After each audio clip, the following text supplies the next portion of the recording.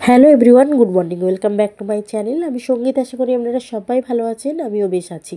আমি এই মুহূর্তে যে ভিডিওটা আপনাদের সঙ্গে শেয়ার করব সেটা খুব কম করে, সেটা 20 থেকে 22 দিন আগেকার। ডেটটা ছিল ডিসেম্বরের 17 তারিখ 2024। আমি বাপের বাড়ি যাব বলে খুব তাড়াতাড়ি ঘুম থেকে উঠে সকালের কাজ সেরে ব্যাগপত্র গুছিয়ে ওয়েট করেছিলাম বাপির জন্য। বাপি হঠাৎ করে ফোন করলো।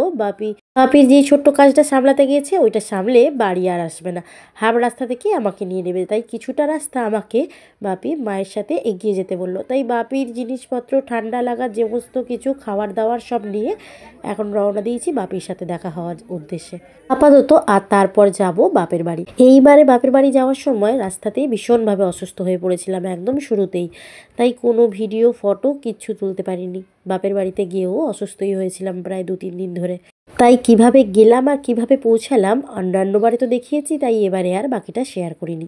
তারপর একদিন রেস্ট নেওয়ার পরেই বোনের এক বান্ধবী এসেছিল আমার সোনাইয়ের সাথে দেখা করতে। সোনাইয়ের জন্যই চকলেটের বাক্সটা নিয়ে এসেছিল, আর ওর সাথে দেখা হয়ে আমার খুব ভালো লাগলো।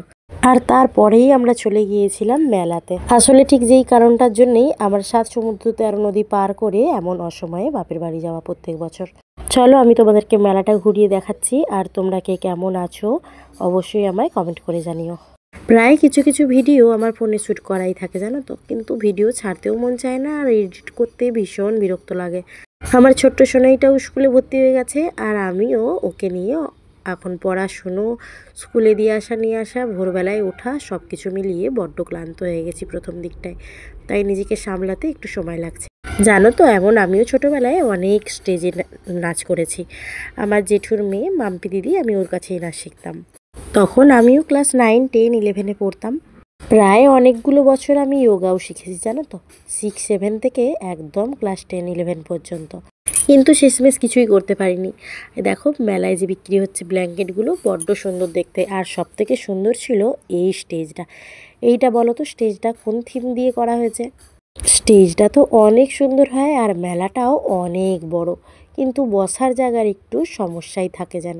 আর সত্যি বলতে ডিসেম্বরের ওই 15 থেকে 21 তারিখ, 20 তারিখ ওই সময় পর্যন্ত ভীষণ ঠান্ডা পড়ে।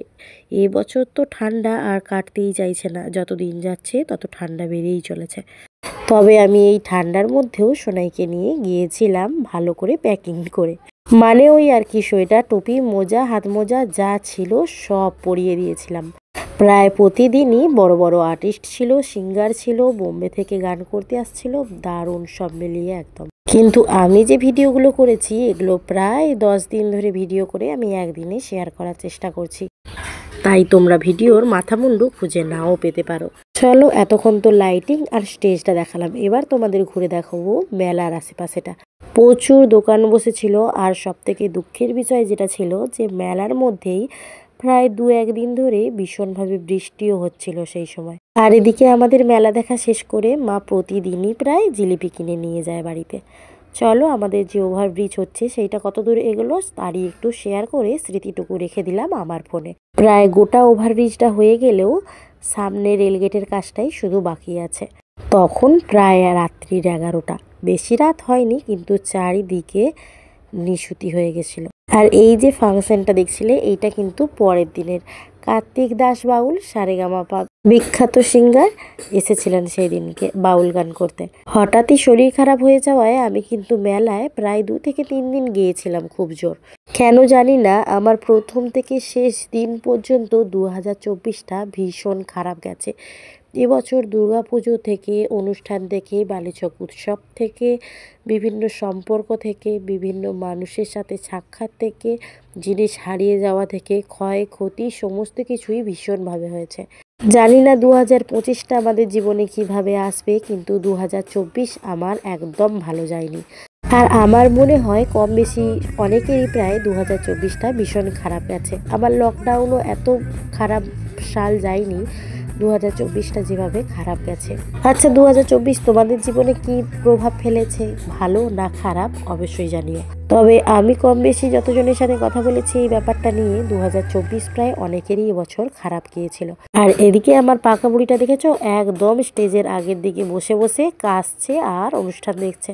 বলছে কি না অনুষ্ঠান শেষ না হলে বাড়িই যাব না। আমার থেকে তো ওর ঝোঁক আরো অনেক বেশি পরিমাণে দেখছি। অনেক কিছুই খেয়েছিলাম, কিনেছিলাম, কিন্তু সমস্ত কিছু আর ভিডিও করা হয়ে ওঠেনি। জানো তো এত ঠান্ডা, আমার এত সর্দি হয়েছে যে আমি ভালো করে কথাই বলতে পারছি না, হাঁপিয়ে যাচ্ছি। আশা করি এতক্ষণ আমার গলার আওয়াজ পেয়ে যারা জানো, আমায় চেনো, তারা বুঝতেই পারছো।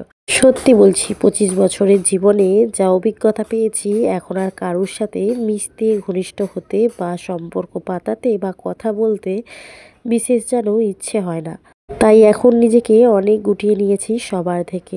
নিজের মতো একা থাকতেই বেশি ভালো লাগে এখন। জানো তো, এই 7 দিন ব্যাপী যে অনুষ্ঠানটা হয়, প্রত্যেক দিন যেই সিঙ্গার বা আর্টিস্টরা আসে, সবাইকে ফুল আর উত্তরীয় দিয়ে অভ্যর্থনার সাথে সাথে আমাদের মেদিনীপুরের বিখ্যাত মুগের জিলাপি হালদারের দোকানের সেটাও থাকে উপহারে। এটা কিন্তু আমাদের মেদিনীপুর জেলার বালিচকের ঐতিহ্যপূর্ণ মিষ্টি, মুগের জিলাপি। আবার সেটা যদি হয় হালদারের দোকানে, তাইলে তো আর কথাই নেই।